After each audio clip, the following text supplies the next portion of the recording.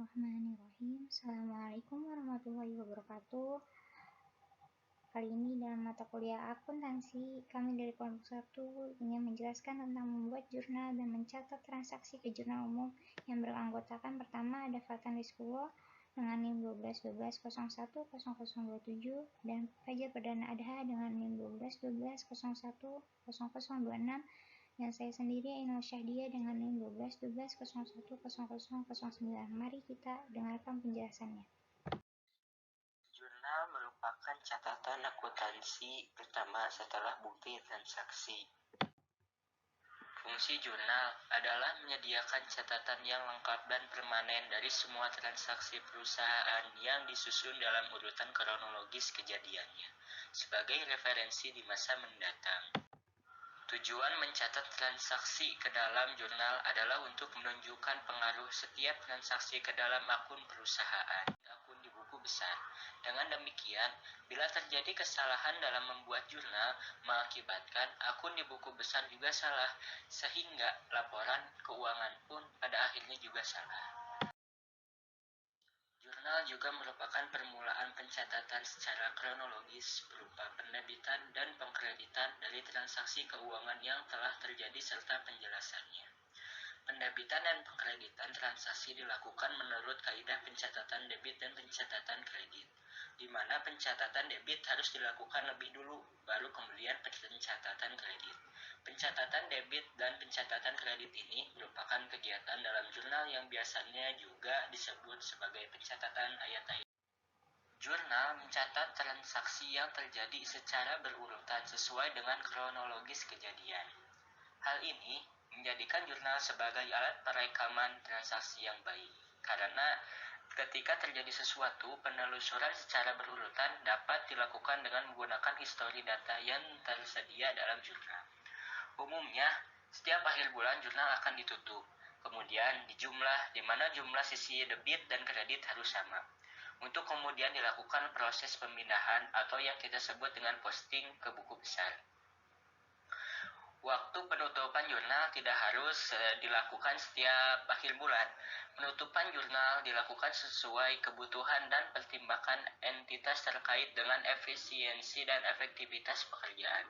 Jika transaksi yang terjadi dalam satu hari cukup banyak, maka penutupan jurnal dapat dilakukan secara harian, karena dikhawatirkan akan muncul kesalahan atau transaksi yang terlewat pada proses posting sebagai akibat dari banyaknya jumlah transaksi. Seperti telah disampaikan sebelumnya, bahwa kesalahan dalam perenjunalan akan berakibat kesalahan pada proses selanjutnya, sehingga perlu diperhatikan ketelitian dalam melakukan pencatatan. Kesalahan yang umumnya terjadi pada proses penjurnalan adalah sebagai berikut. Yang pertama, kesalahan memposisikan akun dalam debit dan kredit.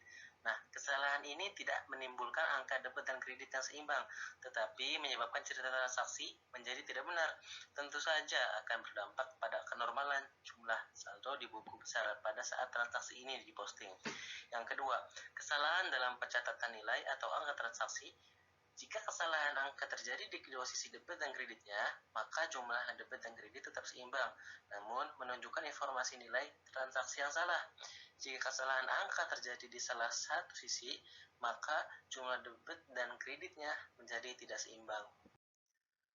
Bentuk-bentuk buku jurnal. Terdapat beberapa macam bentuk jurnal, diantaranya meliputi jurnal umum, jurnal khusus, jurnal penyesuaian, jurnal penutup, dan jurnal pembalik.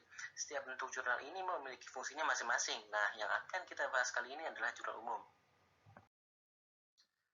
Jurnal umum merupakan jurnal standar yang berbentuk secara umum. Jurnal ini biasanya juga disebut sebagai jurnal memorial. Umumnya, buku jurnal atau buku harian menggunakan bentuk jurnal umum 2 kolom. Kolom-kolom dalam jurnal ini meliputi: yang pertama, kolom tanggal. Kolom ini digunakan untuk mencatat tanggal kejadian transaksi yang dicatat berdasarkan urutan kronologi kejadiannya. Yang kedua, kolom keterangan. Kolom ini digunakan untuk mencatat ayat-ayat jurnal transaksi sesuai dengan urutan debit kredit dalam setiap transaksi. Ayat jurnal debit harus dicatat dahulu, kemudian baru diikuti ayat jurnal kredit. Cara penulisan ayat jurnal kredit dilakukan dengan agak masuk ke dalam. Hal ini dilakukan untuk setiap transaksi. Yang ketiga, ada kolom referensi. Kolom ini digunakan untuk menandai ayat-ayat jurnal yang sudah diposting ke dalam buku besar. Yang keempat, ada kolom debit. Kolom ini digunakan untuk mencatat jumlah yang harus didebit dari suatu transaksi. Dan yang kelima ada kolom kredit. Kolom ini digunakan untuk mencatat jumlah yang harus dikredit dari suatu transaksi. Selain kolom-kolom tersebut, dalam setiap halaman buku jurnal harus diberi halaman jurnal di pojok kanan atas, serta harus diberi judul jurnal yang dibuat di tengah atas. Nah, kemudian langkah-langkah membuat jurnal. Yang pertama, tulislah tanggal transaksi di kolom tanggal. Yang kedua, tentukan akun-akun yang akan didebit dan dikredit. Yang kedua, tulislah nama akun yang akan debit pada kolom nama akun atau keterangan. Yang keempat, di bawah nama akun yang didebit, tulislah nama akun yang akan dikredit pada kolom nama akun atau keterangan. Penulisnya dilakukan dengan menempatkan nama yang dikreditkan tersebut menjorok lebih ke dalam dibandingkan nama akun yang didebit. Yang kelima, tulislah nilai rupiah di samping sebelah kanan setiap akun yang didebit maupun yang dikredit. Nilai rupiah ini menunjukkan bahwa akun-akun ini terpengaruh sebesar jumlah rupiah tersebut atas transaksi yang dilakukan. Yang keenam, pastikan bahwa jumlah rupiah yang ditulis di dalam kolom debit dan di kolom kredit itu sama. Yang ketujuh, di bawah akun-akun yang didebit dan dikredit, tulislah deskripsi singkat menyangkut transaksi tersebut dengan mencantumkannya dalam tanda kurung. Nah, sekarang kita akan melihat contoh dari transaksi. Contoh yang pertama yakni mengenai transaksi A.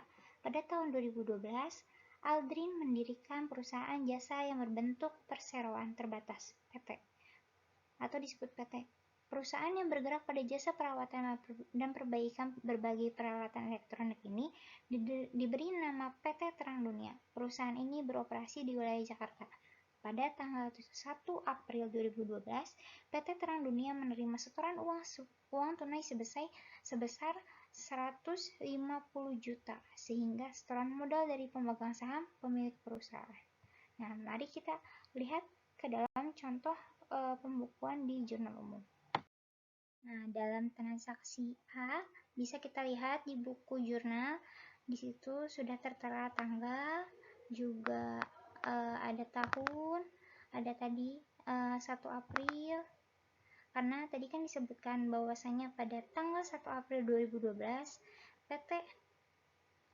PT Terang Dunia menerima setoran uang sebesar 150 juta sebagai setoran modal dari pemegang saham. Nah, maka dicatatnya seperti ini. Nah, karena kita tadi sudah melihat contoh dari transaksi A tentang cara penulisan ke jurnal umum. Nah, di transaksi B ini ada sebuah contoh mengenai 4 hari kemudian, yaitu tanggal 5 April 2012, Aldrin sebagai pemilik perusahaan menyerahkan lagi sebuah bangunan ruko beserta tanahnya yang masing-masing seharga 250 juta dan 200 juta sebagai setoran modal saham tambahan bagi PT Terang Dunia. Nah, mari kita lihat di contohnya. Nah, dalam pembukuan mengenai transaksi B, yakni yang pertama tanggal 5 April bangunan tanah. Maka di sini kita akan menuliskan keterangan bangunan tanah, modal saham, mencatat setoran modal pemegang saham. Maka di debit kita tuliskan 250 juta dan 200 juta. Maka di kreditnya terjumlah 450 juta. Sudah sampai di penghujung pembahasan mengenai kesimpulan dari mempelajari jurnal. Sebenarnya sangat mudah. Yang terpenting adalah memahami terlebih dahulu konsep yang mendasari logika penjurnalan tersebut. Yang dijadikan acuan dalam membuat jurnal ialah kita mesti memahami dengan benar prosedur dan segala aturan mengenai debit kredit tersebut. Aturan main mengenai debit kredit haruslah mengacu dan mengikuti pola rumus persamaan dasar akuntansi. Memahami arti istilah debit dan kredit dalam konteks akuntansi secara benar dapat membantu memudahkan kita dalam menganalisis transaksi dan membuat jurnalnya. Kesulitan lain dalam menjurnal biasanya mengkonversi tekstual dari bahasa atau kalimat yang terdapat dalam bukti transaksi ke dalam judul perkiraan yang digunakan dalam format jurnal. Untuk itu, membutuhkan latihan berulang-ulang terhadap berbagai kasus transaksi yang berbeda.